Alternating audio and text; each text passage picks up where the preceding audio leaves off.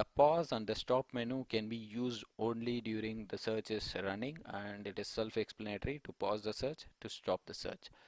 So there is a print option to print the entire web page. There is a export option which by default has CSV, XML and JSON, and also you can export the raw events, that is nothing but your log file. You can export it from here. When you export all the events that are matching like 3000 plus events in the last 16 minutes from only this filter. When I say filter, we are just looking for Splunk internal audit logs. If you want to see IAS log, you cannot export it from here. We'll see how we can narrow down, how we can change our search to do a targeted search to fetch the information what we need. Then you should click on export, and if you click on raw events, you'll get the actual log files. If you get CSV, you'll get a good parsed content of your logs specifying each field and its value. XML and JSON, it will be in their specific values. The next menu is one of the important, that is smart, fast and verbose mode. To differentiate them, there is a small description that is specified there. You can go through that probably when you get an access to demo Splunk instance as part of this complete package course. It is nothing but the fast is the fastest, the smart is the smartest, and the verbose is the dumbest. It's like the fast, what it does is it extracts only minimum required fields or only necessary fields. Let us see, we ran the last 60-minute search. Let us run for the fast mode and let us see how does this look.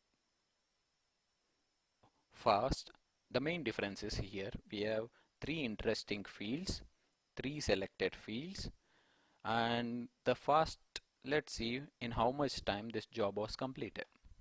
You can see that by clicking on job, edit, inspect job, you will be able to see that it was completed in 0.4 seconds. That was for last 60 minutes in fast mode. Let's go to smart mode.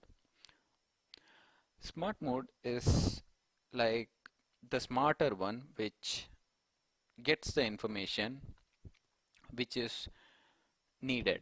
Like if I write a query to get the raw events, it will show me the raw events. If I write a query to display a visualization or a chart, it displays only the chart. It doesn't display my raw events. That is how the smart mode works. It just gives you the information what you need. In this smart mode, you can see there are many more fields which says these are interesting fields and it will be useful. Smart mode has extracted it automatically. And this smart mode, let us see how much time it has taken to run. Our previous search, that is the fast mode, took around 0.4, this took around 0.3, this was fastest. How can that be?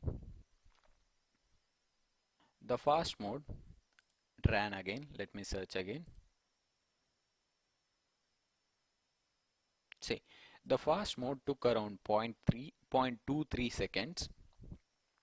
Our smart mode, it basically refreshes from the cache. That's the reason from the fast mode to smart mode it showed it as it was less. So let us see.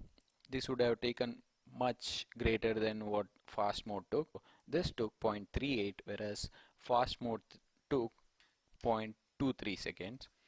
But if I run the same search in verbose mode, it will take even longer. It will try to add more information, get more meta information and field information to the logs. And since we are running the same search over and over again, most of them will be stored from Splunk cache. And as you can see, our verbose mode, which took 0.4 seconds. When we compared to fast, it was 0.23.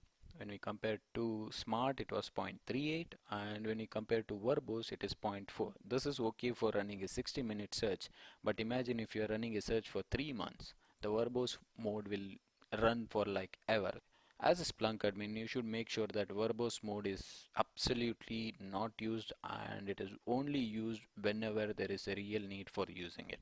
Most of the time, you will be able to get your job done by your smart mode. We'll see one more example for smart mode. Let's say I have a field called action here I'll click on the top values. My search query is auto updated and the search is running.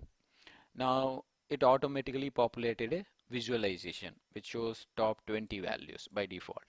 Here I am running it on smart mode. If I go back to events, I can't see any events. It clearly says you didn't run this in verbose mode. If you want to see the events along with your chart, you need to run in verbose mode.